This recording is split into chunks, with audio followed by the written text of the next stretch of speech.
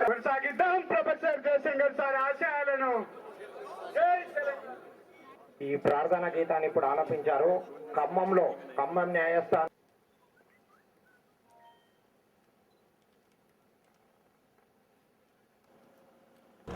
Mobile लगाया ना, white ले लो, वाइट लो पूरा ना, वाइट लो और इस तरफ ब्रदर అన్నా ఈ అన్నా अरे हेलो कैमरा అడుగునా लेके ना नजदीक चलो వెనకకు వచ్చి తీసుకోవాలంటే नजदीक लो, नजदीक जरा नजदीक। हाँ बस ये पूरा फोटोग्राफर लगे लेंस लेफ्ट पैन करो, लेफ्ट मेन कैंडिडेट इमेज जरा हटा लो, जरा हटा लो। हाँ और ज़्यादा सारा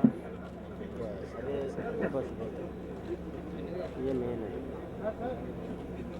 నేను కొత్త తీస్తున్నట్టుంది क्लोज करो, हाँ क्लोज है, बोलो वो दिखा दो, जो डेयरी पकड़ा दे वो और वो उसका, हाँ उसका कैलेंडर्स ఇవాళ బిల్లులో మనం సంస్కరణలు సవరణలు అడుగుతున్నామంటే మన ఒక్కరి కోసమే కాదు, ఒక రాష్ట్రం ఏర్పడుతున్నప్పుడు ఆ రాష్ట్రంకు నిండైనటువంటి రాష్ట్రంగా ఏర్పడి ఉండాలి. సంపూర్ణ అధికారాలు రావాలి, లేకుంటే ప్రజలకు ఆ రాష్ట్రం చేయవలసినటువంటి పనులను చేయలేదు, ప్రజలకు అందించవలసిన సేవలను అందించలేదు, పునర్నిర్మాణం చేయవలసిన రీతిలో ఆ రాజ్యం చేయలేదు, ప్రజల పట్ల బాధ్యతతో వ్యవహరించలేదు అనేది మనకు స్పష్టంగా అర్థమవుతున్నది.